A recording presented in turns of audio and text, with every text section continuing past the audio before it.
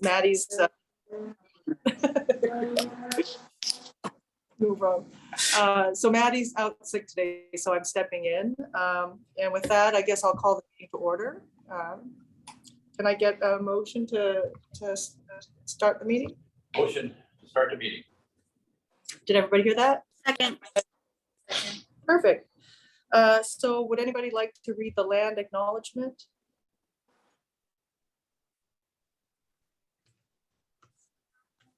Got it in front of them. On the back. It's, it. We'd like to acknowledge we are on the traditional land of a rich and diverse group of Native peoples who have called this area home for more than 10,000 years. We honor with gratitude the land itself and the descendants of these Native peoples who are still here today. In doing this, we aim to illuminate the longer history of this land we call home, our relationship to this history, and the heritage of those peoples whose ancestors lived here before the European American immigration that began in the 1800s. Thank you, Melissa. With that, I'd like to welcome the new commissioners. New commissioners Ashton and Meredith, would you guys like to take a moment and introduce yourselves to the group? Go first. Yeah, go Okay, ahead. great. Ashton Alvarez, McCartney is my married name, and I've lived in Lake Forest Park for just under 33 years and absolutely love it here. I'm really excited to be a part of this committee and to meet all of you, and really looking forward to learning more in depth about things that are going on within the city. And I really hope to not necessarily bring a lot of brand new ideas, but bring in new perspectives from some of the communities that we have with young folks, young parents, and people that have young kids. And also I have a handful of seniors, my aunts, uncles, in-laws, and family that all live in Lake Forest Park. So a lot of diverse opinions, and really looking forward to just meeting with you guys, learning more and contributing, and I appreciate the opportunity. Welcome, thank you. Meredith, would you like to say a few words? Yeah, thank you. My name is Meredith Labonte. I have lived in Lake Forest Park for a little over a year. And before that, I lived in Finney Ridge for about 3+ years. And we had moved up from Southern California before that. And I really love Lake Forest Park. It's the most beautiful place I've ever lived. And I'm really privileged to be a part of you guys, and I'm excited to research everything and do anything I can to make this a great commission. So thank you. Thanks for that. Maybe we can go around and have everybody just welcome and introduce themselves briefly. Everybody, you and me. Yeah, everybody. And well, we've got Dave and we've got Melissa as well. Well, I'm Ira. I think this is my last year on the planning commission. I think I've been here now for 6 years, I'm not sure. But I've lived in Lake Forest Park for 26 years. Career-wise, I'm a structural engineer, have my own design firm, and now my employees are running my firm. Great. It's a dream. Yeah. Great. I'm Nick Holland. I'm the senior planner. It's nice to see you all tonight. Steve Bennett, planning director. Lois Lee, I guess the vice president of the commission, and stepping in for Maddie Larson, who would normally be running the meeting. And I'm also new, so yeah, we'll kind of learn the ropes together. Yes. Melissa, did you want to introduce yourself, and Dave as well? Sure. I'm Melissa Cranmer. I've been on the commission for a little over a year now.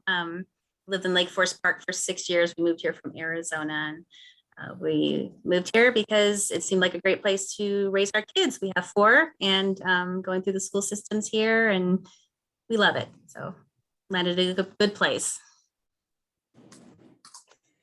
I'm David Clavino, and I guess, Melissa, since you've been on the commission for a year, I probably about the same. I think I don't even know. I have been living in Lake Forest Park for about 23 years, and my wife has been living in Lake Forest Park for all of her life. That's why I'm here. Thank you. Welcome, new commissioners. with that, would you guys, can I get a motion to approve the agenda for today? Did everybody get a chance to look at it? Motion to approve. Agenda. Thanks, Ira. In a second. Second. Thank you, Ashton. And with that, all in favor? Aye. Any opposed? So I guess it's adopted. Thank you. With that, I guess I'll be turning over to Steve Bennett first, and then City Attorney Tim Pratt. They'll be giving a brief presentation on the proposed sign code that we've been working on the last few meetings. So, thank you, Vice Chair Lee. Gotta work on that one. So yeah, I thought we could start off with a presentation from City Attorney Pratt, and then I have a short presentation, and then we'll take public comment. We have two members of the public here in City Hall that I know want to speak, and then we'll figure out if there's anybody else who wants to speak. So, City Attorney Pratt, I'll share the screen with your presentation if you're ready to go. I am ready to go. Did you say you were going to share the screen? Yeah, I can. Is that okay? Yeah. Thank you. So we are here amending the sign code because the U.S. Supreme Court came out with a decision, Reed versus Gilbert, that kind of turned sign code regulations on their head, including Lake Forest Parks. And the main issue is that all signs are free speech. So we're dealing with the constitutionally protected right to free speech. And so we've got to be very careful with our sign code regulations. And we're basically dealing with two types of signs. If you want to do the next slide, Steve. Sorry, it's dealing with the screen. We couldn't see the presentation here. There we go. So the first type of sign in general, non-commercial signs. They identify places, parks, churches, schools, clubs, political signs, detour signs, traffic signs, first kind, and then next slide. Got commercial signs, advertising a business or proposing a commercial transaction. And the city can regulate the two kinds of signs differently, but both of them have to meet a constitutional test. Next slide. So non-commercial signs, the US Supreme Court told us that regulating signs based on their content in most cases is going to be an unconstitutional violation of the First Amendment right to free speech. So we're looking at having your sign regulations be very content neutral. And we thought that a very good way to look at that was regulate without reading the sign. And then in 2022, the Supreme Court told us, that's a little too strict a reading. You don't have to go that far. In that case, they were looking at the city of Austin, Texas, their off-premises sign regulation. And the argument was, hey, if you're reading that sign to find out it's off-premise, then that's unconstitutional because you're regulating the content. And the court said, no, you can look at the sign just to see the location of the business. That's still a neutral reading of the sign, and it will pass the constitutional test. So doesn't go quite as far as regulating a sign without reading it, but it's a safe way to go, and we know how far we can go with that. And the Ninth Circuit Court of Appeals, which Washington is a part of, held that the Reed decision only applies to non-commercial signs. So that strict reading is just non-commercial signs. And next slide. And those non-commercial signs have to go through a strict scrutiny test. That's a very high burden under the Constitution to defend a regulation if a city has to. We have to show that there's a compelling government interest in regulating the content of the sign. And those in signs usually have to be, usually you find them, they're being aesthetic or safety concerns. That's our compelling interest. And then we have to narrowly tailor the regulation to get what we're wanting. So make it as narrow as possible. Next slide. And in the Reed versus Gilbert case, this is the kind of the sign that was being regulated. It was they were advertising church services that kind of moved around the city, I think it was, or they just put out signs throughout the city before their Sunday services. And the regulation itself of those signs, when you look at it, doesn't seem that bad. They regulated how large it could be, how many there could be, and how long it could be displayed. The problem was there were very similar signs, political signs and other temporary signs that were regulated differently. So different sizes, they were able to stay out for different amount of time than a nonprofit sign, and they had it. They were regulated differently on how many they could have. Next slide. So it was definitely a content-based regulation, because you looked at the sign, you saw it was for a nonprofit or a church, and then you would decide how it should be regulated and if it had been out there too long. And they were treating things differently depending on what the sign was for. So next slide. So under the strict scrutiny test, they couldn't pass the test. There was not a compelling government interest, and it wasn't narrowly tailored. There was really no way to show that, well, a political sign has to be regulated differently than this nonprofit sign. They were all temporary. They were all, maybe out on the right of way, and there just wasn't a compelling reason for them to be different. And so the court said, no, they can't be regulated in that way. They didn't pass the constitutional test. Next slide. So when we look at commercial signs, we don't have to meet that strict scrutiny test. It's an intermediate scrutiny test. It is easier for a city to defend regulations using this test. You can make signs that only be for lawful activity. They can't be misleading. One thing I've thought about is, for a while there were signs out, business closing, and that sign would be up for the next 2 years, advertising business closing, sales. And so that's one of the types of things you can regulate for commercial signs. Again, you still have to have a substantial interest in regulating the sign, and the regulation has to directly advance the government's interest. It can't be any more restrictive than necessary. So it's easier to regulate, but it's still a fairly rigorous test. Next slide. And really what we focus on is those last two factors in the intermediate scrutiny test. We're looking at, does the ordinance, does it really serve our interest? First, what is our interest? What don't we like? What are we trying to regulate? Does our regulation get us there? Does it alleviate the problem to a material degree?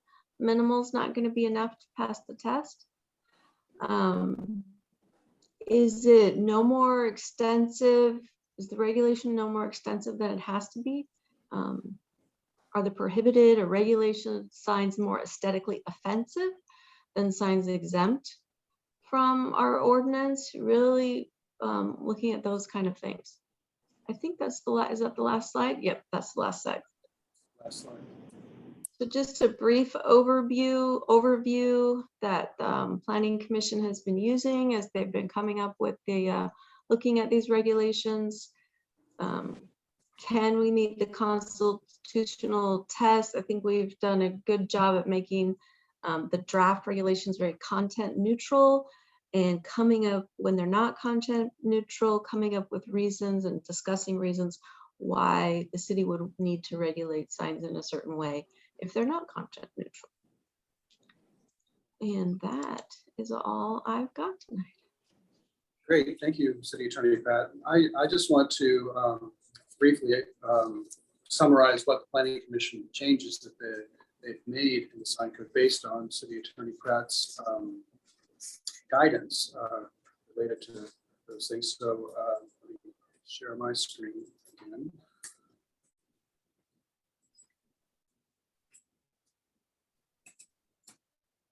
So the Planning Commission spent a lot of time figuring out how to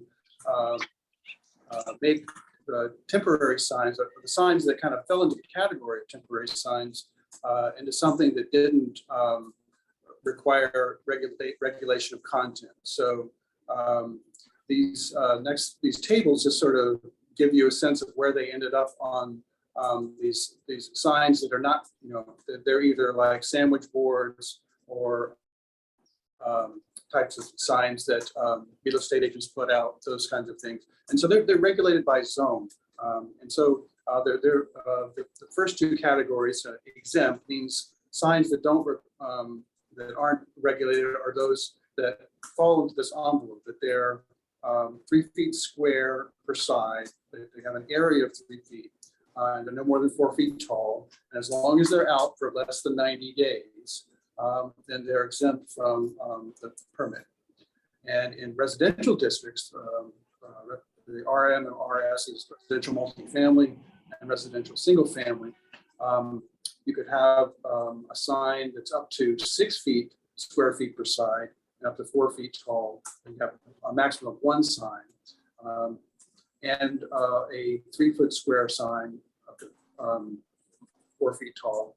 And the bigger sign is subject to limits of 30 days in any given year, but the smaller sign size, 3 foot square, there's no duration on the number of signs. So that allows people to have their, alarm.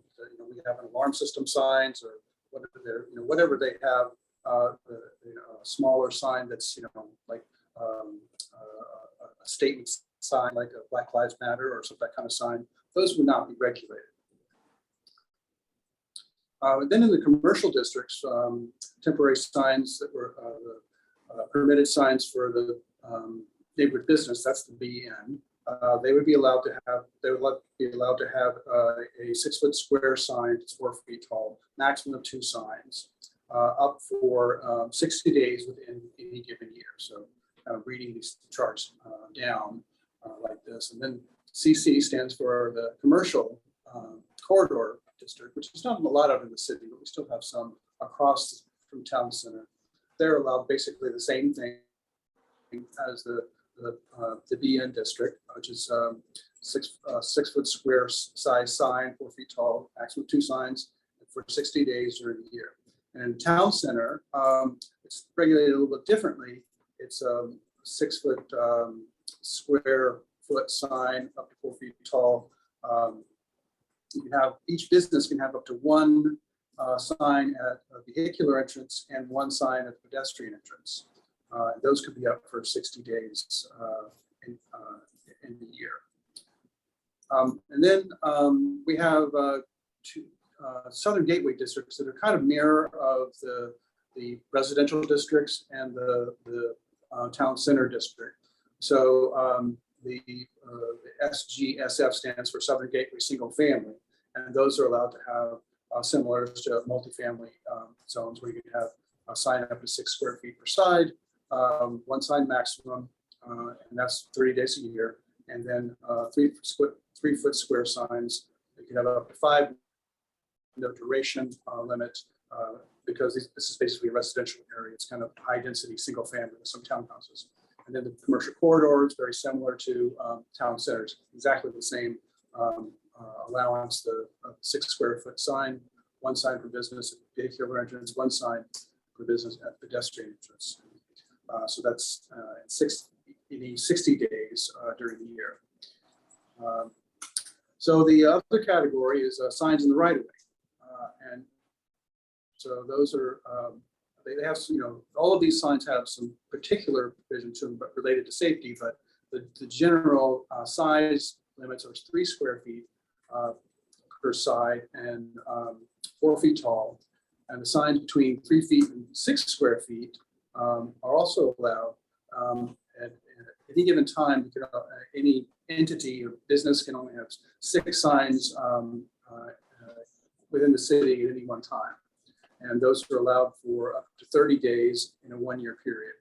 And the smaller signs can be left up to 60 days without a permit. And that's trying to address political signs, and so that we have some ability to enforce getting them out of the right of way at some point after the election is over. The other significant change is related to permanent signs in the town center for internal businesses. So this provision is a new provision that would allow those businesses that up to this point weren't allowed to have a sign on the outside, to have the same kind of sign as one of the exterior businesses that didn't, that was a sort of a normal size. So if they want to put in a wall sign, that could be up to 75 square feet. And and these are considered exterior signs. And if the exterior sign is on a gable or awning, then it's limited to 40 square feet, which is kind of just addressing the nature of the architecture in town center. The gables are going to be smaller. So those are the main changes. And so now we could have public comment. And I know we have 2 people, as I said, here in City Hall here in our meeting room. So I am going to pass the iPad over to you, and just tell us who you are, and take about 3 minutes to make your comments. Great. You don't have to look into it. It's just A microphone? Okay, good. Great. So my name is Douglas Carl. This is Janice Hogat. We are the owners of a Better Day Salon. Interestingly enough, on the inside of the mall, with no signage allowed on the outside at this point. So we came here to first give you our thanks, everyone, and show our gratitude for accomplishing something that's been detrimental to our business that we have had for over 20 years.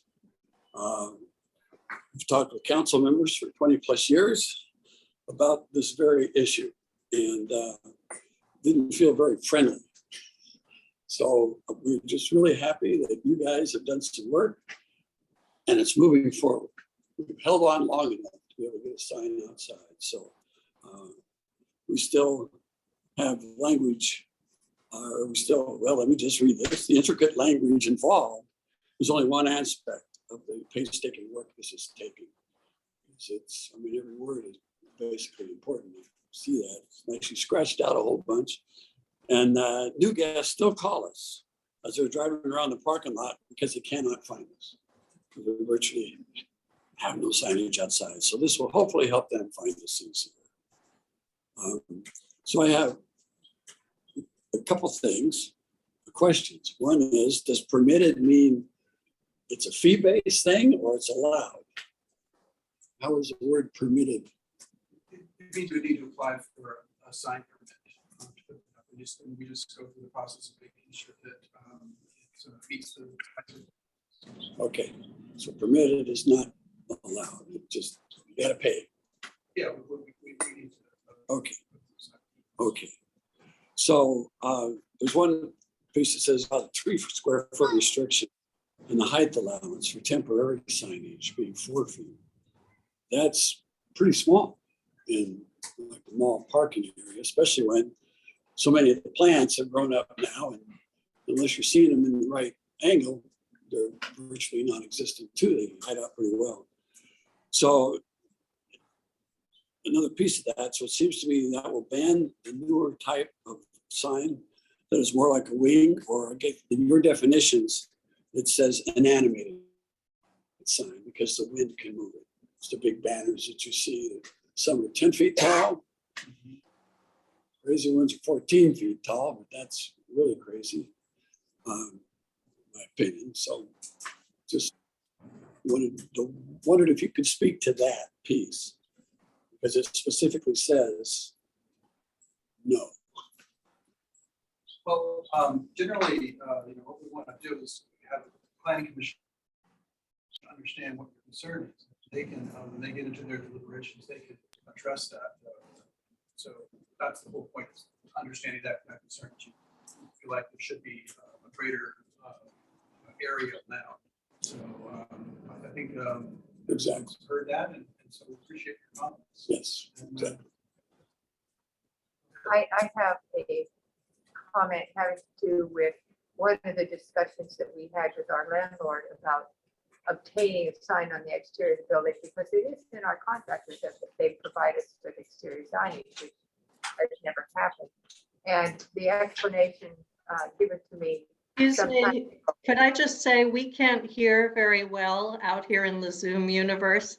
So I don't know, if people have to be closer to the microphone or what, but it's really hard to understand the current speaker.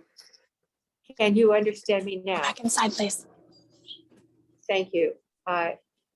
One of the discussions that I had with our landlord about getting exterior signage for our business, which is in our contract with our landlord, they said that when there was a limit put on the entire square footage that they were allowed to use on the exterior of the building, and when they put those enormous signs up for Ross on the front and back of the building, that ate up all of these allowed signage for the building, and there was no longer any square footage allowed for us.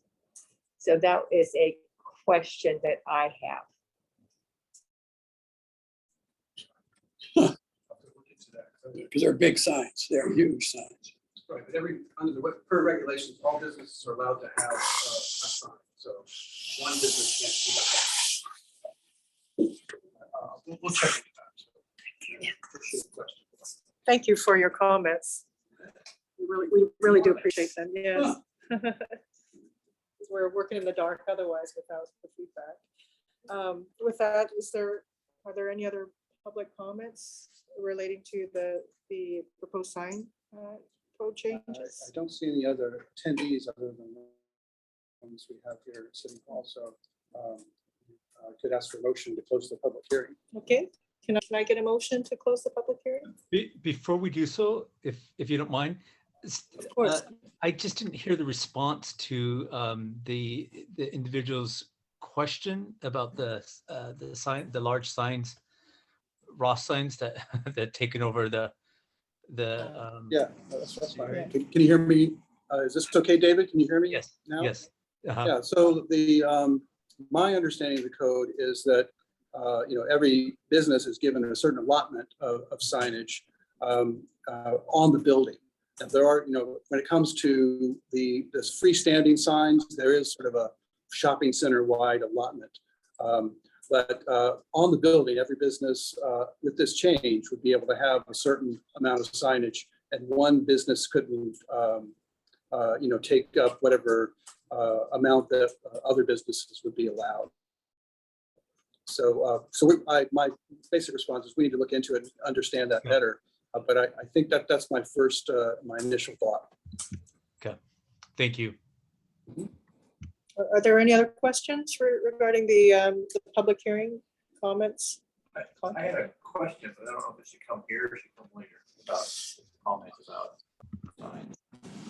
Why don't we address that once we get into the Yeah. discussion of the actual I text? just wrote it down, yeah. So did you get a motion to close? Yeah, so with that, can I get a motion to close the public hearing? Motion to close. A second? You're quick. Ashton seconded, and all those in favors, Aye. Aye. raise your hand. And with that, the meeting is closed. You can stay if you like. Yeah. But, that's, and there are other times to comment after the deliberation. So if you'd like to stay, but that's, it'll be just a little while before they get to actual discussion. Okay. So moving on, has everybody had a chance to look at the meeting minutes from last month, May 10th? Yes. Did anybody have any comments or concerns or corrections? I had one, and it's just a typo. That one, our comments is why I wasn't at last month's meeting. You said something about I will correct that, or I don't know, the will in there didn't seem like. Oh, okay, we can check that out. Yeah, that was all. That should make sense. I do have I'm sorry. Okay, go ahead, David. Thank you. Just a request first. You guys, we're just having a hard time hearing anything that's being said in the conference room. So I just please keep us in mind out here. So Ira just noted a typo in the minutes and Yeah, but just in general, got it. So on page number 3, line number, I think it's 44, it states Commissioner Clovino said that the public should be responsible for bringing expertise to the hearing. I hope I didn't say that, and if I did, I apologize. Personally, I'd like to just have that removed from the public notes because it just doesn't make any sense to me. Thank you. It's noted. Thanks. Okay, thanks. With that, any other comments? No? Can I get a motion to approve the meeting minutes from May 10th with the as amended? Motion to approve. As amended. And Melissa, thank you. And can I get a second? Second. Thank you, Ira.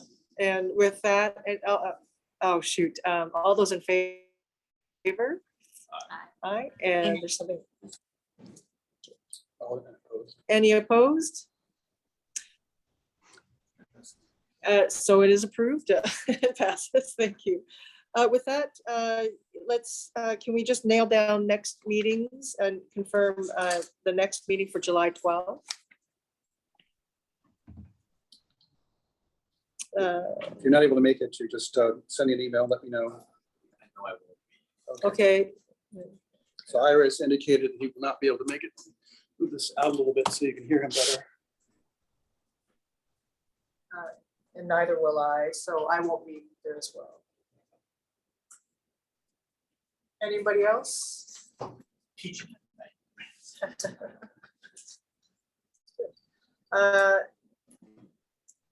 Okay, are there any additional citizen comments?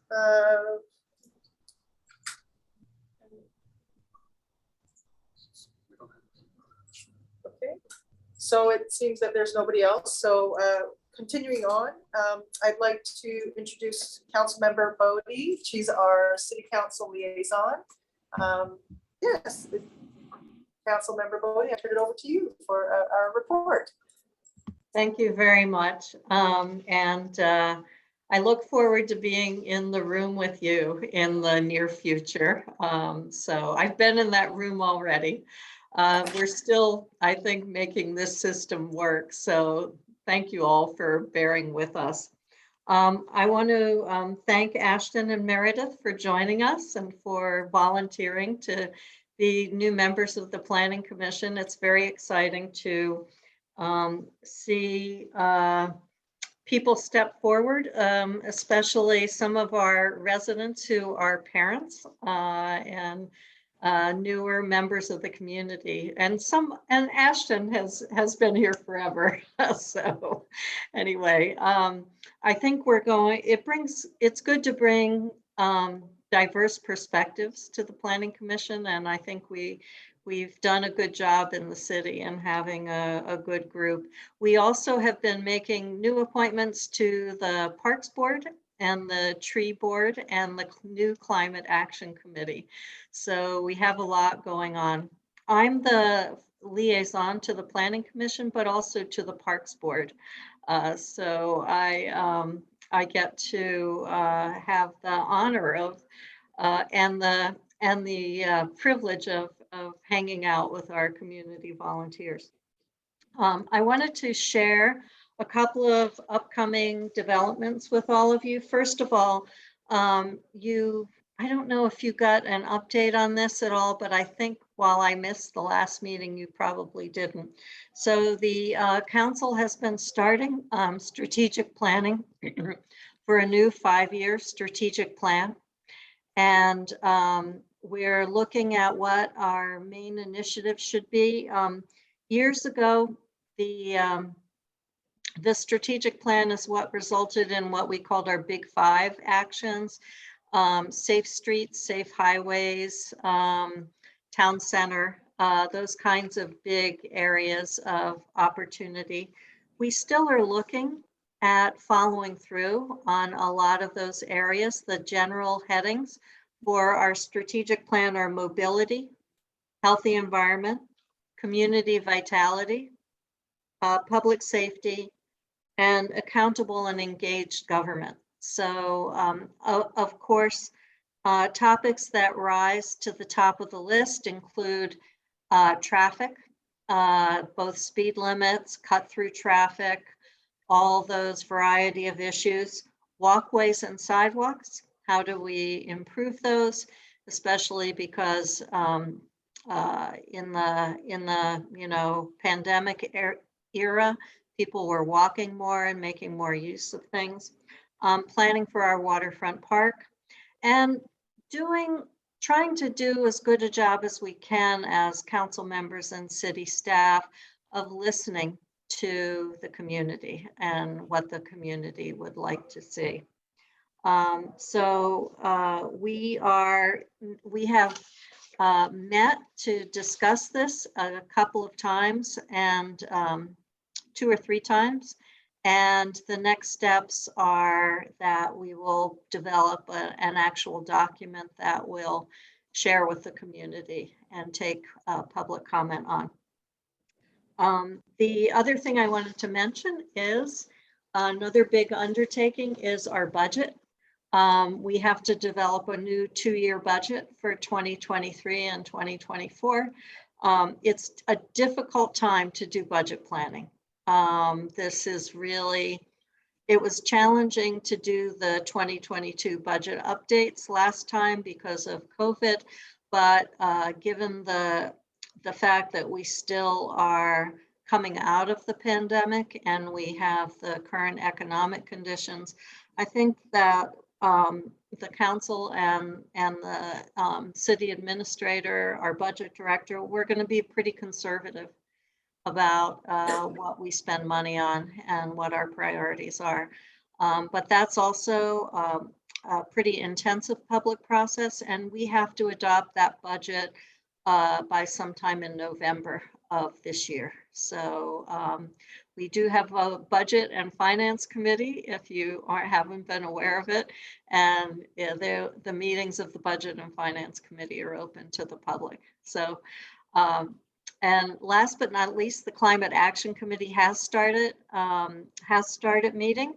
And one point that I have tried to emphasize is anything by way of suggestions or recommendations that the Climate Action Committee comes up with that involves land use issues will also come to you, the Planning Commission, as the lead on those issues. So we don't have anything specific coming your way right now, but that's definitely a possibility down the road. They're still figuring out their work plan for the upcoming year. So any questions?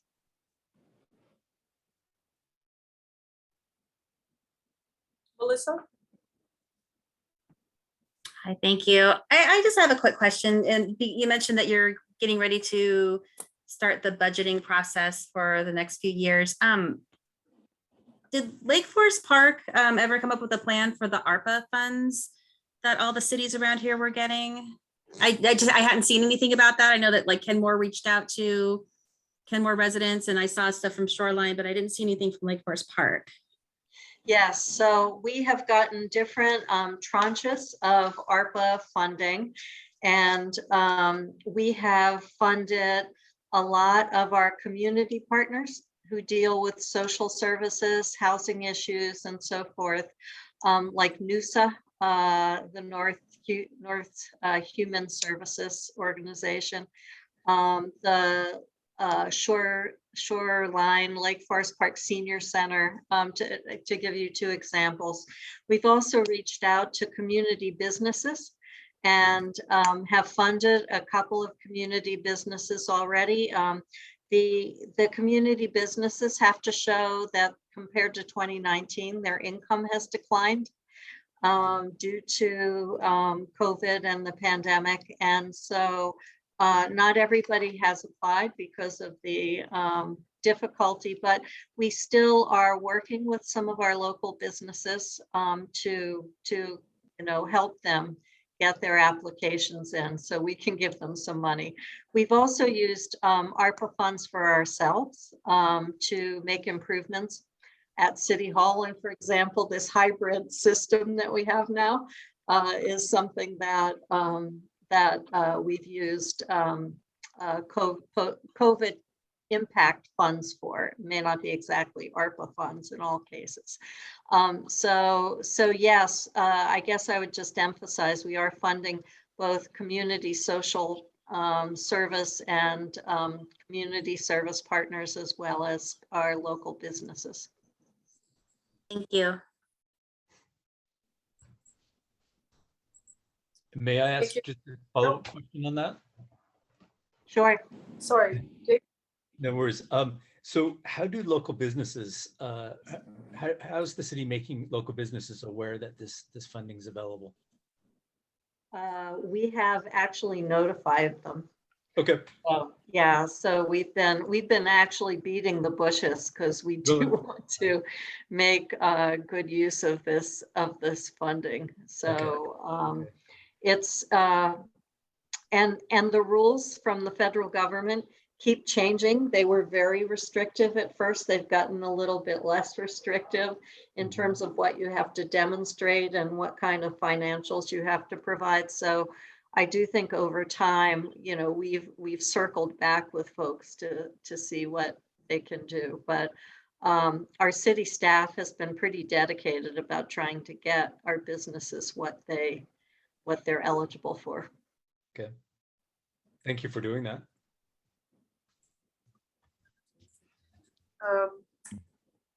Thank you, Commissioner Bobby. Moving on to old business. Did everybody get a chance to look at the revisions on the draft revisions for the sign code?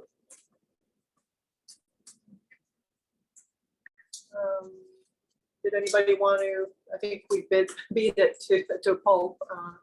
Any other comments? Who knew that the sign code could be so complex?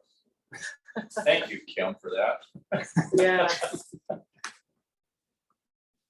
Did anybody want to discuss did you say you had a sign question with the animated sign? I had his comment about animated signs and a flag. And so my question, Kim, is a flag that says, such and such salon on a pole outside, is that considered an animated sign? I thought an animated sign would be like something that had writing that was moving through it, and all of a sudden pictures came up, and then it's around. To me, a flag is just something that's moving. It's not an animated sign. Is that correct? That's correct. And I will find it before we leave tonight. Specifically did something with flags, so they would not be regulated as a prohibited sign. Might be in the definition of sign. I'll find it. That's what he said, Steve. I don't know why anybody wanted to have a flag sign, but he said animated. You couldn't do it. So. Yeah, I can't. Our animated sign definition is means any sign or portion of sign that affected by the movement of air or other atmospheric or mechanical means, or that uses natural or artificial changes in light to depict action. So is he saying that wind would move a flag, therefore it's an animated sign? Is that? That's how I, That's what he- yeah, that's how I did it, yeah. Yeah. But I've seen those signs where with the inflatable arms, that's what I was, That's, yeah, That's that's what what I came to would mind, think. The yeah. flag is not. I'm not, in my brain. right, but based on the definition, I would assume that it would fall Yeah, under, we said- yeah, yeah. yeah, absolutely, yeah.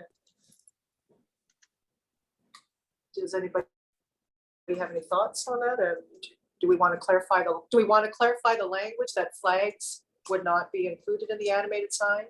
Is it- I mean. Here me it and is. I found it. I don't think you need, so it's in the definition of signs. It's on page 4 of this draft.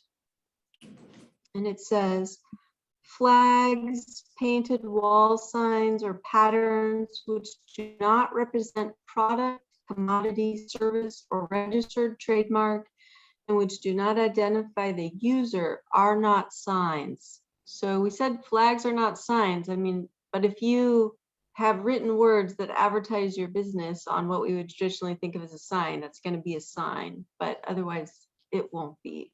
So that's in the definition of signs. I would agree that if you have your business on your flag, that you could hang that out there. And all he was saying was that it's an animated sign, therefore he couldn't use it. And I'm thinking, that's not an animated sign. It's a sign that's drawing attention to it, as in it's moving and people see it and they look at it. I think that's an okay idea. Instead of just having a bunch of signs sitting there, everybody's gonna get to read through them all. So there's one sign kind of moving like a flag, and so they look at it, so. I would be. I guess if you're using a flag, you know, that medium as an advertisement, it could become an animated sign and be prohibited. The way this is written right now, as I read it. That's something we can discuss. So, So- yeah, why don't we see what other commissioners think about that? Yeah, Does anybody else have any comments or thoughts they'd like to share regarding the flags being animated and versus, you know, whether we should allow to have, you know, whether that's an allowable consideration? Because I think the concern is he would have a flag, but here it says with signage of their business, that would not be allowable. exactly right, yes. But you're saying that that should be allowable. That's fine. In first hearing what he said, I wouldn't consider a flag to be an animated sign, but right now it's prohibited. And I guess I'm just bringing it up. Should we allow somebody to put out a little flag as their sign? I Because think right the animated signs, I mean, the reason it's there is a safety distraction issue, probably aesthetics too. So if you think that's not always needed, you could change the definition of animated sign. One possibility would be if you know, usually what the commission does is sends a memorandum along with the, you know, the recommended draft. So you could say that this issue came up in the public hearing, you know, and I think really to address the issue, we need to do a little bit more research Yes. on what exactly Douglas was talking about. Yep. And, you know, if there's a support for it, then the council could amend the appropriate definition so that it's excluded or make it part of temporary signs. Yes, I'm okay with that. I just think it should come up. Somebody decide on. Okay. I think Meredith had her hand up at some point. Hi, so I had a couple things that when I was reading through it, formatting, is that something that we should bring up in this meeting, or is that something that I could send an email to later? Because I just noticed some capitalization inconsistencies or spacing inconsistencies, justification inconsistencies. Is that the type of thing that we go? You can just mark up a copy of it if you found some little glitches like that that are not really substantive. Okay. And that's always very helpful. Okay, so then I had two that I thought were more content-based. One was on page 7, under prohibited signs on number 7. It says signs placed on or painted on a motor vehicle or trailer. So basically signs that are painted on a motor vehicle seem to be prohibited in the city. But if you go down to the next section, the following signs and sign related activities are exempt from obtaining a permit. Number 4 is any sign on a vehicle unless such vehicle sign is prohibited. So I never read anything else about signs on vehicles that were allowed. So I was wondering if that number 4 should be taken out because it seems to be. Does that make sense? Are you looking at B4? I am Yeah. looking at, forgive me if I'm not doing, so it's under, so B7, that's when it talks about, so those are prohibited signs. And that's B7 says that signs placed or painted on a motor vehicle are not allowed. But then if you go down to exemptions, 18.52.040 exemptions on number 4, line 14, it says that any sign on a vehicle. So I thought that was confusing because it said those were prohibited, but then it said it could be exempted. So I thought that might be. And I have one more thing, but I don't know if I'm not seeing that correctly or. Kim, are you tracking what we're talking about Yes. here? Yep, I think it's a good point. In 1852-030 E7, what we were trying to prohibit was someone, I would say, leaving a trailer in their parking lot, that advertises their business. That's prohibited. Right. Okay. And so if it's, I think you're right that in the exemptions, A4, it's a little hard to know, well, when would a sign on a vehicle be allowed? And I'm sort of thinking of more temporary. You see a lot of trades where, you've got your sign on your pickup truck. Or that's kind of all I can think of. And those would not be prohibited. You could have all those in your parking lot of your business. They're not intended to advertise right there, but when I'm out on the road, that's what they're intended for. So in my mind, that's the type of distinction we were trying to make. Okay. But definitely, I think A4 is hard to understand. Well, when wouldn't it be prohibited? Mm-hmm. So I understand. I understand your point. Yeah, we could Possibly the word temporary between any and sign in A4. Clarify that. Any temporary.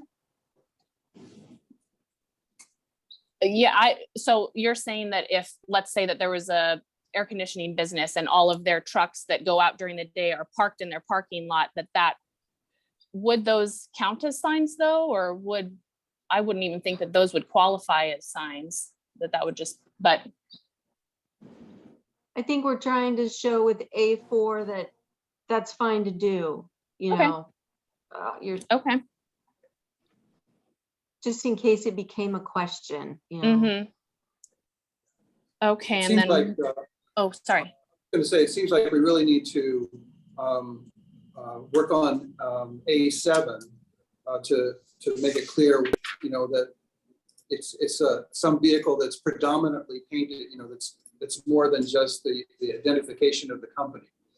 So there may be some wording we could work on to make A7 clear, so it doesn't contradict so much with the B provision. But you had another issue as well. Yeah, so let's see. So it was in the 1852-50 in the multifamily residential and then single occupancy or single residency.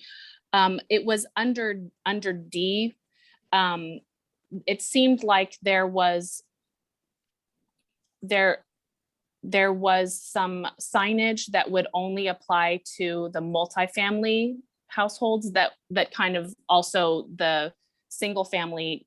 So one exterior lighted or unlighted on the main building, which shall have an area not greater than 40 square feet. So I didn't know if we wanted to change the language to just say, this is only multifamily. We don't want, it's Yeah, We- it also applies to, we have some churches in single family zones. Is that where you're? okay. And we've had that come out. A couple of us have noticed that. If you look in D, the very first sentence, Mhm. it's at the very end, it says an RS zone for non-residential uses. Got it. So Perfect. D, we've all kind of stopped on that before. Okay. Yeah. All right. Well, that's all I thought. Thank you. And any other comments? So then just to circle back with Ira's comment initially, we're going to come up with a draft suggestion of some language to clarify. And first, we'll also reach out to Doug and Janine. Is that your understanding as well? Well, my suggestion was that, and this is really up to the commission, if you want to address these things before you make a recommendation, or if you want to call attention to the issue that Meredith has brought up, and the one that Ira is echoing from the comment. We could say, these are some issues that the council should look at. That became apparent, during the meeting with the public hearing, and our new commissioners brought them up. And so, so that would be one way to approach it. If you'd like to go ahead and get this going on to the council, and these are fairly manageable things. You just say that this is what came out of our public hearing. I think council would appreciate that, and then make a recommendation for the draft with the understanding that the memo will cover those. I think that's fine. Yeah. Or not, sir. Okay. So all in favor of, I guess we are pretty much ready to. Well, yeah, just check one more time and see if are there any other wording issues that commissioners want to talk about before making a recommendation to the council.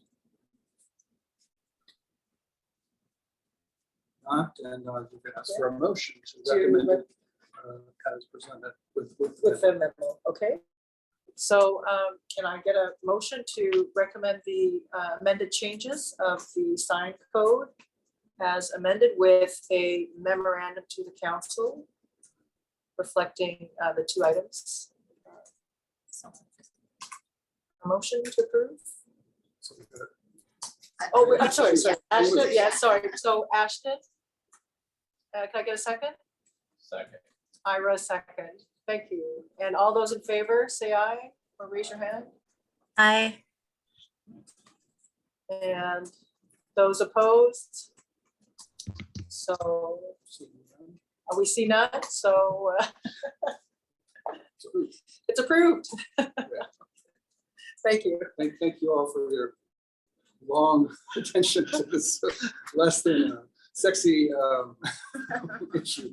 So, Yes, thank you very much, commissioners, because I know this was not, the absolute most fun assignment. But you've done an excellent job, and it's a lot more complicated than I ever realized. So thank you. Good timing then, huh? Yeah, excellent, yeah. So moving on, I guess we have the reasonable use exception topic that I know we had touched upon last time. I guess, Steve, you gave us the 2016 Johnson.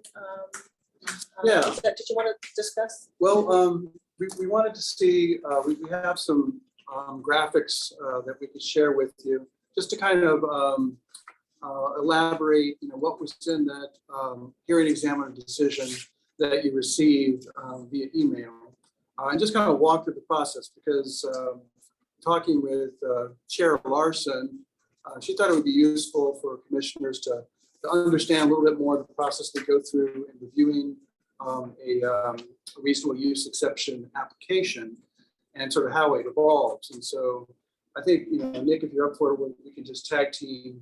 Yeah. I'll run the presentation and you can provide your insights on it as well. So if that's okay, we'll do that, and then we'll receive some questions from some of you. So we'll try to address those as we talk about it. So if you still feel like you need a little more discussion of the question that you brought up, then please let us know.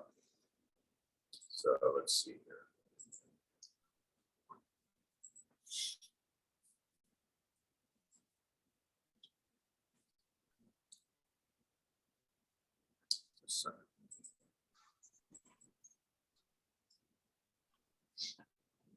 Almost there.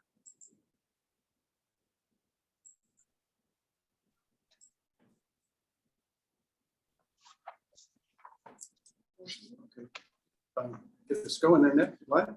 Okay, so what you're looking at here is the initial site plan for a site on 28th Avenue. And you're all probably familiar with that street because there's a lot of critical areas on all the parcels down there. So pretty much any parcel that is out there is going to require a reasonable use exception.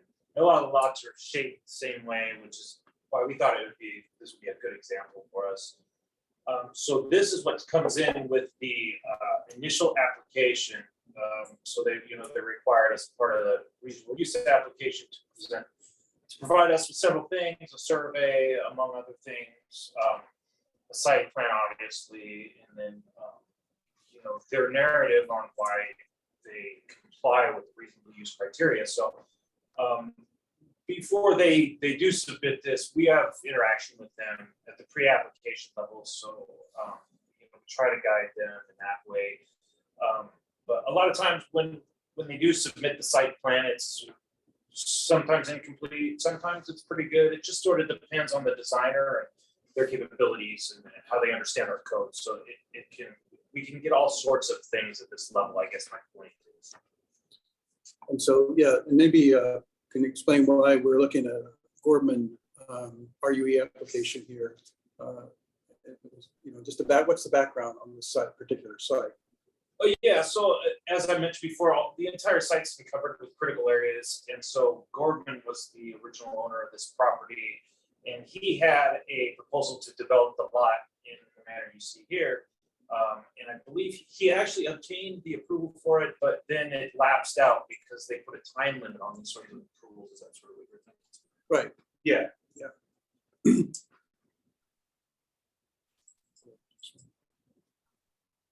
So once we get the complete application, we inform the applicant that their application is complete, and we're sort of getting into the review process at this point, and you'll all recall the flow chart that we looked at the last meeting. This would be an example of our first consistency review. So we're looking at the application, the complete application for consistency with the development regulations.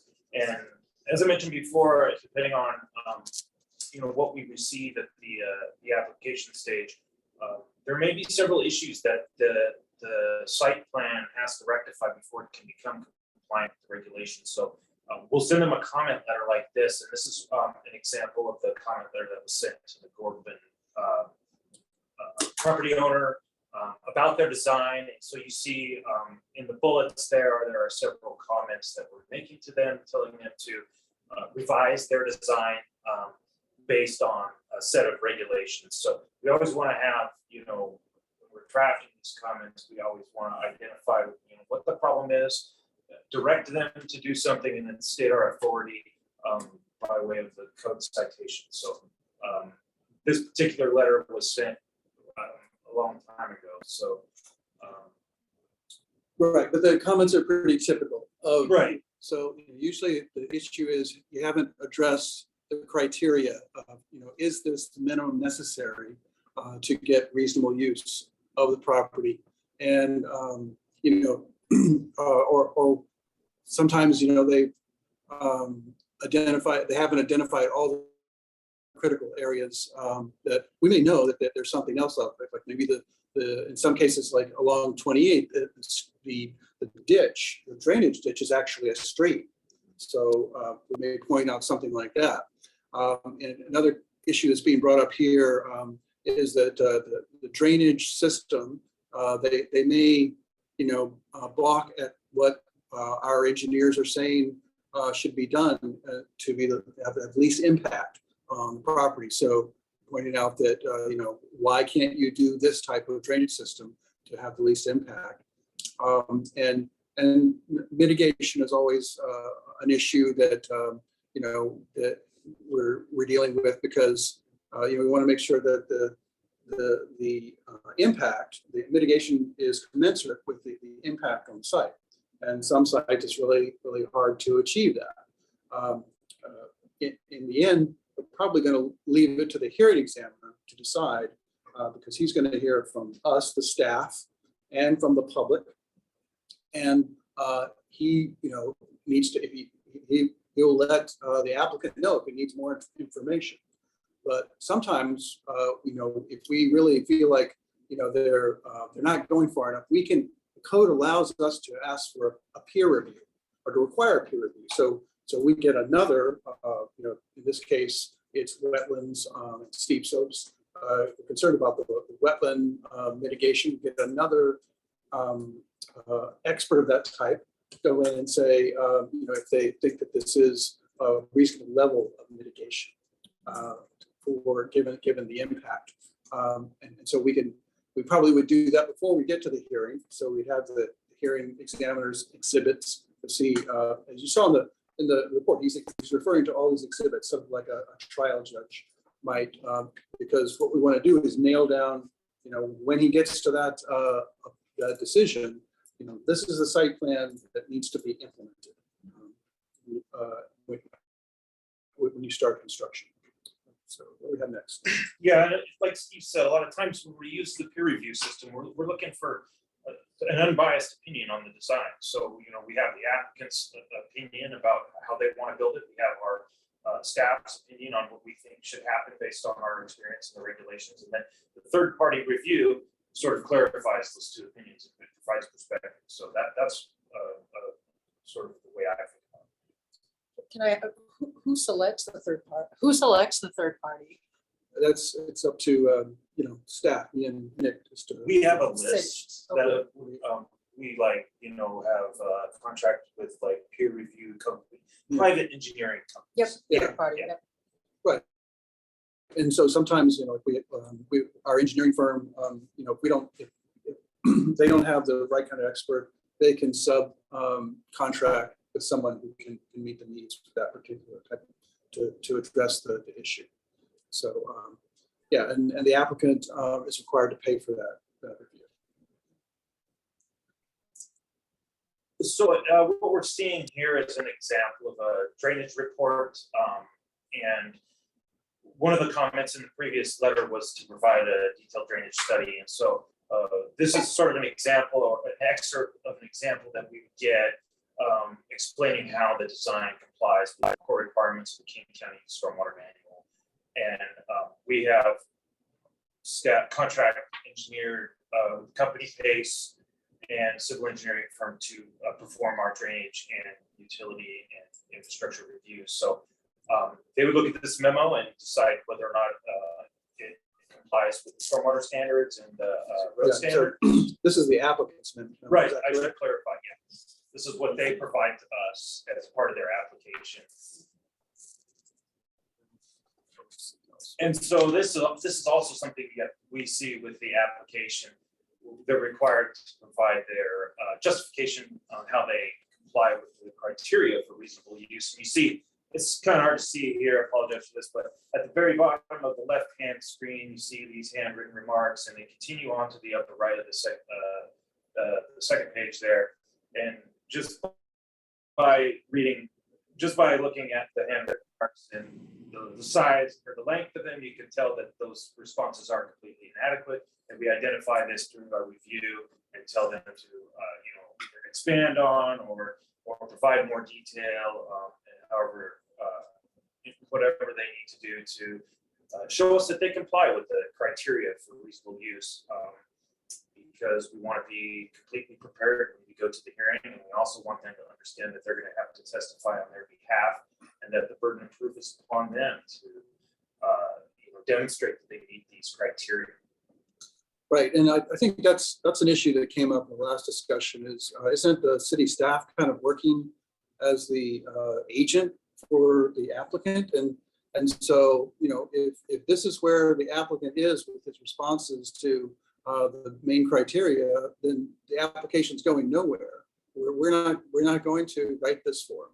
We're going to say, what we want to do ideally in our staff report, if we have a good application, we would be saying, this criteria is addressed by, this document that the applicant provided. They're saying this. We're not advocating for them. We're just saying, we think because of what they said here, their justification, it meets that particular criteria. And that's where you want to be. And so a lot of times, these things just, sit for a long time waiting for the applicant to address the issue. And sometimes, if they're not, really hearing us and coming up with better responses, we will just kind of put to them, but we can take this to hearing examiner if they're complaining about the timing, like you have it right now, and we can recommend denial. Would you like us to do that? And usually that gets them going, and they work a little harder to bring their application up to the level which we can recommend approval. So I think this is just to show kind of a bad example of this, basically, right? Yeah, well, I mean, it's sort of typical. I mean, they don't take it very seriously. They kind of come in and I think they sort of think it's our job to get their project approved, and so this is what they provide us. Progress. And then so that's the conversation we have with them, and it may be so that they want to go to hearing like this and they want to testify on their behalf and on an open record, and they don't want to provide anything written, but we do give them the option. I think it's important that we just provide that distinction. They're sort of in charge of the progress of this. If they're trying to meet the intent, or if they're trying to, you want this project to go ahead also. I mean, I'm not trying to shut them down in the process. I mean, I get the code and I get the ordinances, and so many times in site planning, there's always there's got to be a give and take here somewhere along the way. I agree. If they're just coming up and say just, not doing anything, yeah, shut them down. But if they're really putting their best foot forward, are you helping them out? We're not designing their project. No, I'm not saying design. Yeah. Here, Definitely read this. We're definitely helping them interpret the regulations. Yeah, if they're not understanding something, we'll meet with them and go over, what is needed. We'll show them examples. Here's a good application. Here's a good site plan, and try and help them understand what is going to make it a successful project. But as Nick says, we can't design it. No, understood. Come from my end. Yeah. Don't shut down. As long as they're trying. Yeah. So you want to talk about this? I mean, Yeah, so the next step is a staff report. Yeah, so once we arrive at a version of the site plan that can be recommended for approval, and we have all of the appropriate mitigation for the site established and everything has been surveyed, and we know the locations of everything, then staff starts to compile their recommendation based on all of the exhibits we've received to this point. So these bullet points here represent the different sections of the staff report that we provide to the examiner, and then ultimately, we recommend to him what we think should happen. And a lot of times, we have several conditions that support it, and as well as several exhibits. So that just gives you an idea. And if you go on the notices page on the website, you can see all kinds of different examples of these staff reports. It just really depends on the type of project it is and the review criteria that they're trying to comply with. So most important part of them are the conditions, really. That really summarizes sort of what the project's gonna be and how it's gonna get built and where things are gonna be. So this is a sample of those conditions you see. The paragraph in sort of the middle of the left section, they're saying that planning department recommends approval of this application based on this exhibit with these recommended conditions. And there's 12 of them there. I'm not exactly sure which project this is. Oh, this is probably from, it's the same site. So This is 12, John's. yeah. Go ahead. Go ahead, David, did you have a question? I do. So at this point, once planning commission or planning department has received the application, you're going to either approve it as is, you're going to approve it with conditions, which you're talking about right now, or you're going to deny it. For each of those possibilities, is that even if you approve it, you send it over to the hearing examiner? Is that correct? We're just recommending. Yeah, our authority is to recommend. And so Okay. Okay. The hearing examiner is decided is the decider on a reasonable use exception. Okay. So just a question, do you have data on how many, I suspect you have data on how many applications do get submitted to the city, and then how many are approved, or how many you recommend as is, how many you recommend with recommendations, and how many you deny?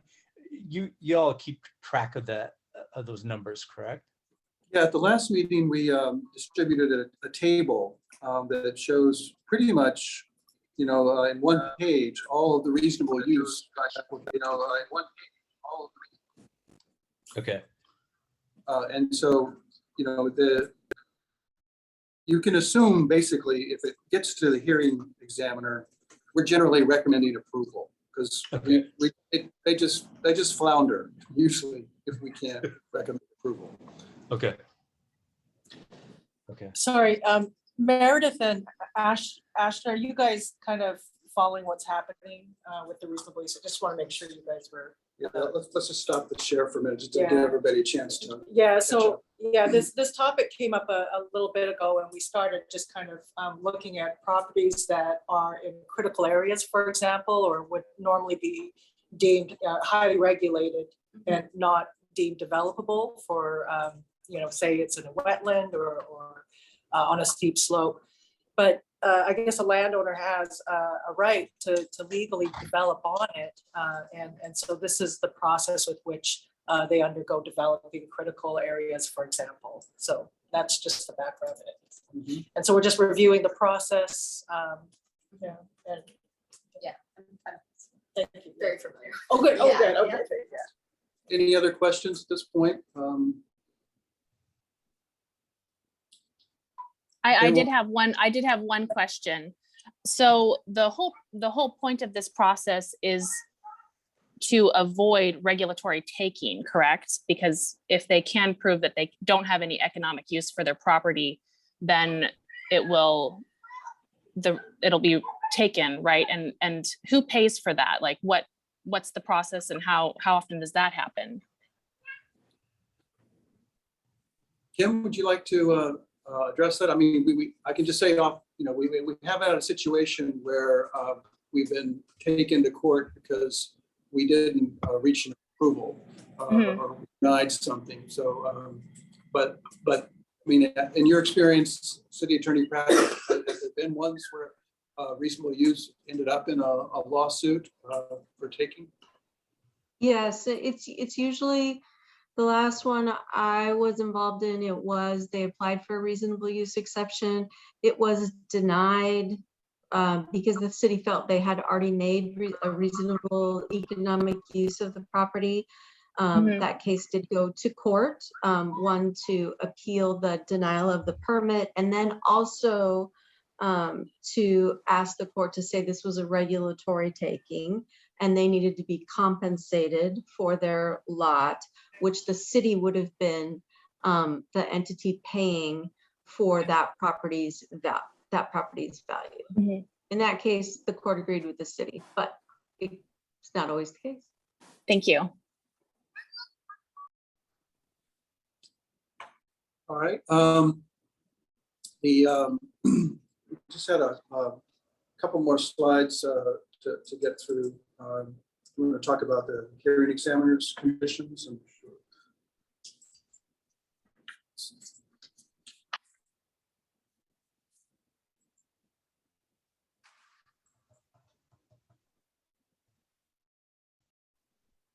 So after we draft our recommendation and compile the pre-filed hearing exhibits, the public hearing takes place.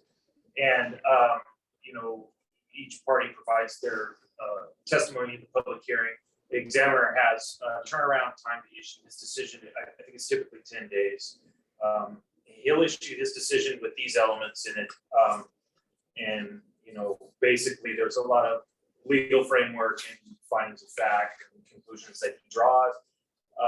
And then he issues his decision, approval with conditions, or denial, typically are the ones you see. And really what the meat of the decision is the conditions. We look at those to see, okay, did he adopt all of our conditions? Did he amend our recommended conditions? Did he eliminate some of our conditions? Did he add anything? You know, we want to see, you know, how he's changing the site, basically. you know, was it based on public comment or? And how it was changed, yeah. And he'll give justification for typically for why he does it. So then I think the next slide is some sample conditions for the site and how it turned out. Nick, could you or Steve or Kim discuss the fact, what's the nature of this hearing? Because my understanding is it's really an evidentiary hearing. It's not like a public hearing to hear from the public on what they think.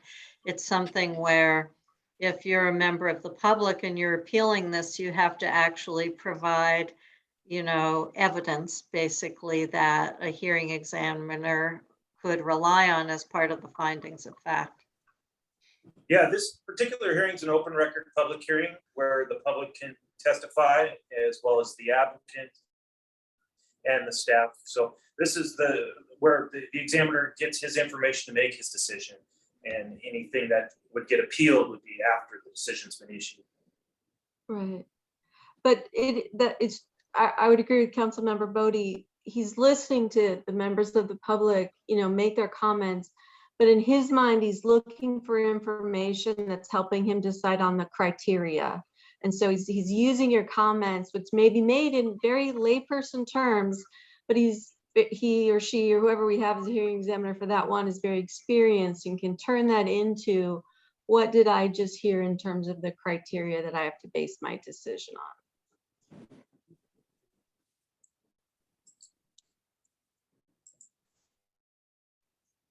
So here we arrive at the approved site plan, which he references as a specific exhibit. And so you can see how there's, for this particular project, basically minor changes in what was submitted. And some of the, you see the wetlands there delineated here. Another exhibit that went along with this project that we didn't include though, is the requirement that these critical areas be put into their own separate tracts and have those tracts recorded on title of the property. And so that's sort of a requirement of the code that once you establish the mitigation area, that it be put into a separate tract. And so those restrictions go with title and run with the property for you know, the life of the lot. And so really, generally what happens is like this. You see this dotted line around what is the structure and the driveway. Everything else is in the critical area tract. In the case of this one, this is the Johnson. Do I hear a question or yeah, this is feedback. Anyway, so then the issue is, well, how do you, in the long run, say this person, you know, builds their house and then they sell it. You know, what the idea of some of the hearing examiner's conditions is that this runs with the property, this critical area tract. And if you've been by some of these reasonable use sites, you see they have a split rail fence around them, and that's supposed to delineate to the property owner, this is where you can, do your, whatever you want. And beyond that, you're not supposed to do anything other than help all of this native vegetation that's been planted as part of the mitigation plan, thrive. And so one of the conditions will be that there'll be a monitoring report for 5 years on the vegetation. And so the expert who testified at the hearing will come out once a year and say, yeah, the plantings are meeting the required, the survival rate and the growth rate. And if that's the case, then, we just hear from them next year. Sometimes they're not. And so, we have to make sure that they communicate with the owner of the property, say, well, whatever happened here, but this area has died off, so you need to replant that. And so, that's sort of, this is where we get into the reality of, this person's idea about their property and what the regulations require. And so this, one of the reasons we picked this one is because we are having some issues with the fact that the Johnson site is not in compliance with the limitations on development. The report that's come back, the environmental expert basically said, all the plants are doing really well, but we feel like there's some of that split rail fencing is missing on the north side of the property, and clearly some of the pavement has been added, beyond what was allowed here. So we, it turns this into an enforcement issue. And so one of the things we want you to think about is, this is really the area from the staff side where we see there could be some improvements in the regulations. It's a required condition that these sort of monitoring reports be bonded for, because if somebody sells the property in year 3 of the 5-year period, then we've got a whole new person we've got to bring up to speed. And also possibly to make sure that they understand the limitations, and it's something maybe City Attorney Pratt can weigh in on. We were thinking, we require people who want to have an ADU in the city to live in one of the properties. So why couldn't we require someone who wants to build on a reasonable use lot to live in it for the period of the monitoring time frame? So those are some of our ideas, and so I want to, at this point, just open it up to commissioners to ask questions or give us your opinion on some of those ideas and ideas that you might have. So I have a question around being out of compliance in the timelines. I understand it said that there needs to be correction, but is there any teeth in that? Is there any penalty, timeline, anything like that? Yeah, so Ashton's asking, is there any teeth in the in complying with the hearing examiner conditions? And so our enforcement regulations do allow us to go after them and continue to keep pressure on them. The first line of action, of course of action with our enforcement regulations is to achieve compliance. So we have to, what we'll do is come up with a voluntary correction, say in this case, remove that pavement. And we'll give you this amount of time to do it. And we try to get them to sign on to the voluntary compliance agreement. If they won't do that, that's when we could follow through on fine, say that we tried to achieve compliance, and so from this day forward, that if you're not complying or you're not making a good faith effort to comply, then you're in violation and you're being fined $125 a day for every day of violation. So just because these are in general code enforcement on land use issues. I mean, we could probably walk out to just about anybody's house and find a code violation. So you just have to, it's just like, you have to like decide, what is the level that the community is looking for? And, what is the triage, what level is of concern to the community that we actually need to go up? And so being a small city, we kind of base it on, complaint basis. So we do have a complaint about the fact that this pavement is creeping out into another property. And so but in a situation like a reasonable use, I mean, we would pursue that violation anyway, because we're getting reports, so we're the consultant for the applicant is telling us how it's going. So we may find out, every year whether, there's an issue, ideally. So does your cost of this roof permit going through this whole process, you're dealing this for another 5 to 8 years, every year. You get reimbursed for that? Get reimbursed for it up front? I mean, it seems like it shouldn't be a money losing process for this planners. Well, if you mean Staff people. we bill them for the time we spend, not until it really gets bad. We don't really usually bill them unless they're getting to the point where they're accruing fines. Yeah. So you got to go out there and see it, see what's going on. Yeah. And because the city's got all kinds of money, you can afford to go out there. I mean, it seems like up front, there should be some costs with this whole process, because you're going to go out there. They pay an application fee, several $1,000s. Yeah, and some of that should be set aside just for. Well, that's the bond too, right? Yeah. So, Okay, all right. if the issue escalates to the point where it's out of our control, then we cash. Is this still under construction then? Is that? This has been built out. Oh, okay, okay, because I was Yeah. gonna say the 3-year, okay. So, Yeah, so we're in like year 3 of the monitoring period. okay, that's, yeah. And they're out of compliance now. Yeah. Some of it. Just with the development, the monitoring is really about the vegetation. Mitigation. So they've crept into an area that wasn't supposed to be developed. So they're actually on somebody else's property with some of this. Yeah. So You get a complaint there. yeah, right. So Were there any other questions about the process at all? Dave, I see Dave and Melissa. Oh, Dave, you want to go first? Sure. Okay, so I have 2 questions.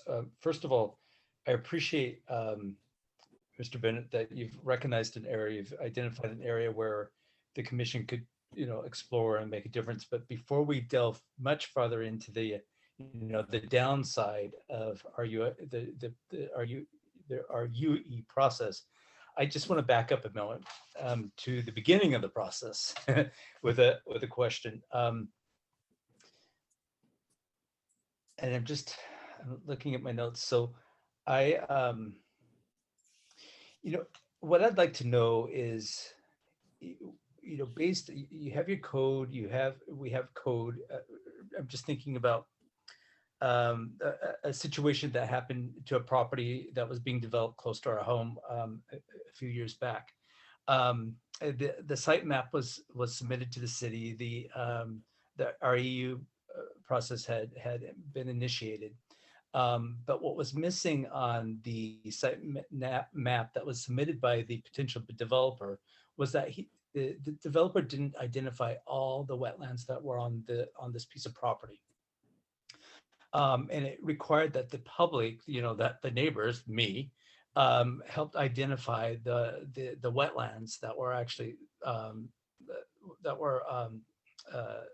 actually on the wetland.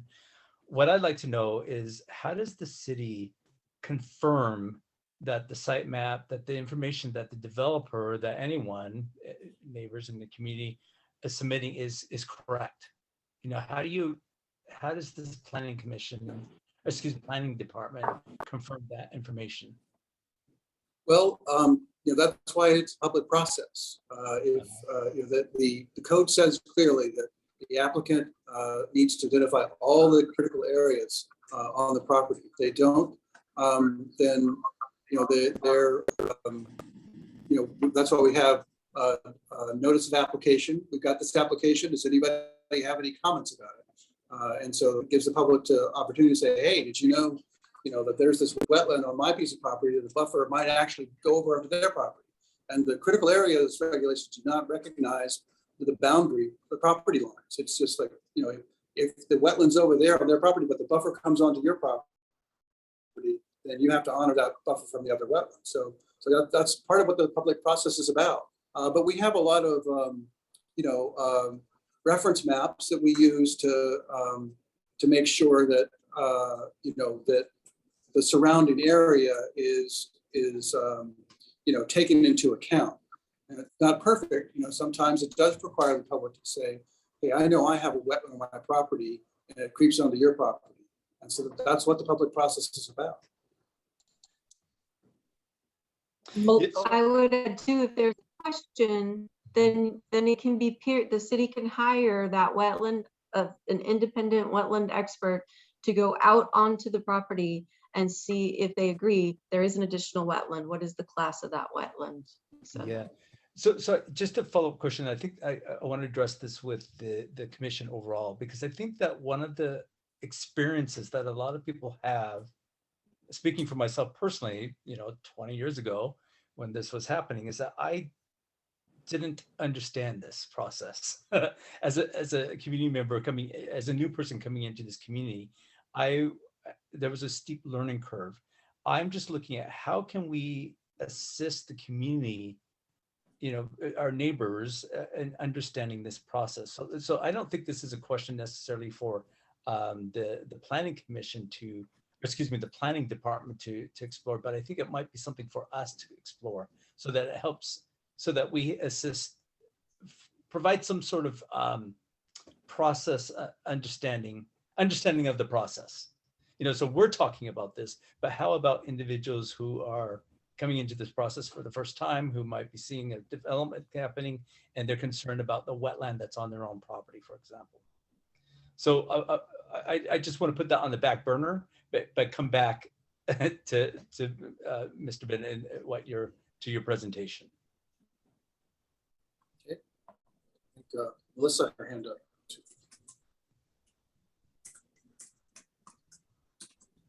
Yeah, so I wanted to clarify. So you said that the Johnson house, the Johnsons are still living in this home, correct? Is that what you're saying? County records indicate the property's been sold. Okay, so these are new people that bought the property and they didn't understand that there was a site plan in place. Well, it's more complex than that. I mean, I think that in order to sell the house, Johnson expanded the driveway without permit to do it. Okay. So it probably was, our guess is that it was at request of the new owners. Okay, all right. And so currently, if somebody is out of compliance, there is nothing in place in terms of like fining them on a daily basis if they're out of compliance with the site plan that's been approved? There is, and that's, we have to go through this process of trying to get compliance before we start fining them. If we don't get a voluntary compliance agreement signed in the near future, then we will start fining them. Okay. And then how long do they have to comply currently when they're notified? It's every situation is unique. But we're this is the process involves working with each individual differently, and so it's not quite like a parking ticket. It takes a little while to move through these things, because this is just one of many priorities that a 3-person planning department has. So it's going to take a while. Okay. All right. I wasn't criticizing you, by the way. I was just, I was not criticizing you at all. So my last question is regarding the maps, and Lake Forest Park has access to maps and can sort of generally know and understand the area, but they don't know everything. And so in terms of like getting input from the community, like maybe that would be a good place that could, the community could chip in and improve that. If are these maps publicly available? Can anybody see these online? Yeah, they're on the website. They're on the website. So, I could go on there and I could, I say I don't have wetlands on my property, but if I did, I could look on there and say like, hey, my wetland is not currently noted on the map, and then let you know about it. And then you could improve it from there.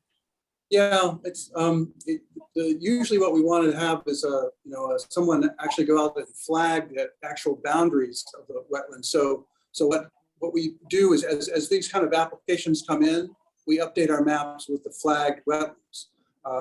But sometimes we we get into discussions with the applicant about, we don't think you flagged the wetland appropriately.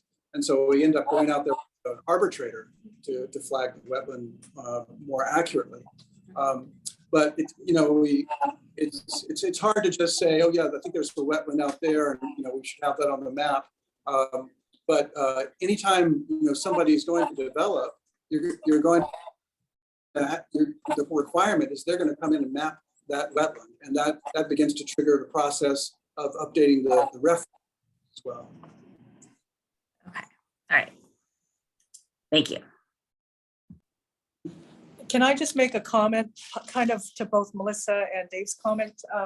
It seems to me that really we as a commissioner group of people here, we're leaders too. We basically, our job is to have that human contact with each other, our neighbors, go out there, talk to people. We are all members of this community. You're right, you don't know what other people don't know. And so it's really, this is a complaint generated reaction from the city to look into the pavement extension. Your neighbor not knowing about stuff, talking about it with each other. That's all I wanted to say. But the other thing I had a question about, this is more technical, subdivisions, is that totally unrelated to RUEs? Meaning, could somebody that has a lot, because there's large lot sizes in Lake Forest Park, if somebody that has a critical area, are they able to subdivide, which then later becomes a property that can be subject to this RUE process? Is there They something? can't divide if it's entirely encumbered. Yeah, they have to be able to find a certain area. I think it's 1,000 square feet that's completely outside of any buffers or critical areas to say that is a legal lot. Because yeah, that's exactly what we don't want. We don't want to create the need for these reasonable use exceptions through subdivision. There are a lot of already subdivided lots that are in the situation that were created before those regulations were adopted back in the early 90s when the first critical area regulations that were adopted. So yeah, we try to address that before. So, in new subdivisions at least, yeah. Were there any other questions relating to the RUE process from the commissioners? I have a question. Is there any way to tie sort of compliance with the sale of a property? So you can't sell the property until you are in compliance with what you've said? Or is there even a way to tie, if you are the new buyer, that you have to maybe even meet and really understand what you're agreeing to when you purchase this property, that you're fully aware of all of the things that are on your property and the things that you are agreeing to upkeep or limit or whatnot? I think that's the kind of thing that we would like some input from the Planning Commission on. Do you now that you sort of got a little more background about how these things come to fruition, and then what the pitfalls are, do you want to see some like draft language? We need to confer with the city attorney about kind of how far we could go with these types of things. But if the commission is interested, we could come up with some language that would better assure that over time that there's more consistency with how we ensure that all the mitigation gets done and it gets maintained, and that the property owner understands. We can look at what other cities do to make sure property owners understand that they have these limitations beyond just split rail fences of little 4x6 signs that say critical area, do not disturb. That's kind of what the enforcement process is now. So, but that's kind of where and maybe we're at a point now that if in this conversation, if that's what the commission would like to do, the next step might be to look at some draft potential changes. And consider kind of what kind of what the bumpers are and what we can do, which you've already talked about a little bit. anything you want to add to that, City Attorney Pratt? Yeah, there is a state statute at play already that sellers have to disclose critical areas and are there any code violations on the property.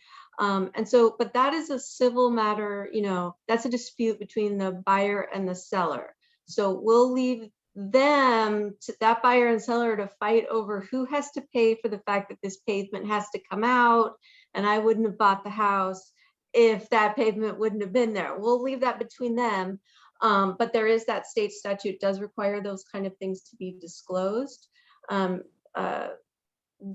you know, the city has its code compliance process to get compliance from whoever is the owner of the property or who did the work in violation on the property. So I think that's all I had to answer that question, Meredith. Was there another part to your question? No, so are you basically saying that there is no way to tie it directly to the sale of the property, that the city is involved in, you know, that's just between the two of them, and the seller is obligated to disclose all those things? And okay. Yeah, they're already obligated. So the city making another obligation, I don't see that it would be effective. So what I'm hearing though, from the staff is that perhaps at the planning commission, would we like to come up with some language for just tighter mitigation parameters? Is that something that I'm hearing? Yeah. I think it's something we wanna Do you discuss. guys want a motion to maybe explore that?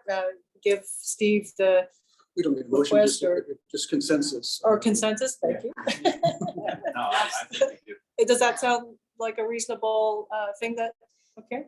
Yeah. Or, okay, That, and also, do we know what other cities are doing right now? You kind of mentioned that. Yeah. Look into that. It'd be Look into interesting to know.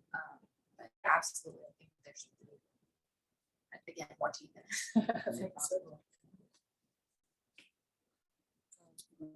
Okay. Great. Did you? Can I ask a quick question related to this? Meredith's question made me think about it because of, I thought about the steps you go through in selling and buying property. Does this not show up on the title report? Do these restrictions not show up on the title report? It's a code requirement that they put The on. tracks show up on the title report because they're recorded, but the hearing examiner's conditions don't. And Steve and I talked about that would be very helpful. I mean, we had an instance not too long ago where we could not find the conditions that were imposed by King County. We just couldn't find them. Yeah, so I don't know, that's different than saying everything's in compliance, but how do you keep track of those conditions, especially if, say, maintenance of something has to go on for decades? So just, I don't know enough about how things get into title reports or not, they have, and how they show up on title. We record them with the King County Auditor's Office or King County Recorder's Office. So that's something, is that something that's possible Yes. with hearing examining? It's already, I think we could make it clearer in what we ask them to record in terms of the track and the conditions. Yeah. Possible. So. That's great. Tracks are already being. I get that. Yeah. Okay. Thanks. Yep, okay, so new business, if that's all, did anybody else have any more comments with regards to this topic? Okay, new business, so we need to talk about. Can I have, sorry, one more comment? Oh, yeah, sorry. So just so I'm clear, so with the sign legislation, we had a document that we were changing. This is something that we're coming up with kind of brand new language. So that's the first question. And the second question, are there any other areas that you guys already sort of see flags where this could be something that we could do? Or something that we should study? Yeah, we're at the beginning of that process that led to the sign code amendments with all the underlined strike through. So the next step would be to bring you something on a, a more discrete scale of here's some possible changes that you could consider. And then, I'm sorry, the second part of your question was? If there were any other areas that you have, Oh. because you guys are the ones that have done this over and over again. So are there any other areas in the process that you think this is somewhere where we can improve it or? Yeah, at this point, this is the main area, sort of this compliance issue, long term, and that I think we want to drill into. Oh yeah, we'll give it some more thought if other issues come up. So appreciate the question. Does that make sense, Meredith? The kind of, okay, yeah. Well, with that, I guess the new business that needs to be discussed is whether we're going to go stay virtual or in person. Future meetings, does any thoughts, comments? Well, yeah, and if I could just frame, frame the question a little bit more, we're going to do this. This is the city's policy is to have hybrid meetings like this, so that the public can attend whether they can actually be here or not. And so the thinking is though that this works better if we're either kind of most of us are virtual or most of us are in the room. And so so I guess any thoughts you have about are you comfortable with the idea of trying getting together in a room like this, and then it's just the occasional person who can't actually be physically here but wants to attend the meeting, like you did for the city council meeting, like Meredith, she came in. So that's really, we wanted to find out kind of where you are, your comfort level, and we'll have to continue this conversation when we have more commissioners present. But any thoughts about that? I logged in on Zoom at home, found out the meeting was here, so I hung up and drove down here. So there's my position. And I think Ira mentioned that TJ wants internet access, so. That would be helpful if we had it. Yeah, we agreed. can work on that. Yeah. I think for me personally, being new, I would prefer the opportunity to meet in person, not just because you're able to follow along better, but just to get to know each of you as well. My preference would be in person. Me too. I'm all for the human contact. So come on down. But having the virtual component is nice too, especially summer months if people are traveling. Yeah. It's a nice It's a nice opportunity. Been 2.5 years. Choices. Yes, too long. 2.5 years Zoom meetings. Since I've been in here. Yeah. Any other thoughts in the Zoom committee out there? I prefer to be in definitely person. appreciate- I prefer in person as well. I do appreciate being able to go virtual if I need to. Perfect. Yeah. Thoughts, David, or? I think you articulated just a minute what it's either one or the other for the most part. If we're going to go, I find it challenging to listen to hear all of your thoughts as you speak them in the conference room versus being out here in the Zoom world. So, my preference would be that we do meet in person, as Melissa was saying, with the option of Zooming in if we need to. Should we check in with the members who are not here then as well? But for the most part, I'm hearing we're all ready to be organically together again. So, yes. Okay. Any other reports and announcements then? Not for staff. Not for staff. Okay. Any additional citizen comments? Looks like it's just us. There's one attendee. You want to speak, please raise your hand. Mike D from, we do have one citizen. We're inquiring if he'd like to comment. That doesn't look like wants to comment, so that's Motion to. Okay, can I get a motion to adjourn tonight's meeting? Motion to adjourn. Ira motions and seconded by Ashton. So with that, any, all in favor? Aye. Aye. Aye. Okay, any opposed? Okay, well, with that, Thank you. bye. Yeah, Thank you. Bye. your patience with our Enjoy, yes. technical issues. See you next month, yeah. Yeah, there you go. Yeah, that's for you. You gave it. From Dawn for, yeah.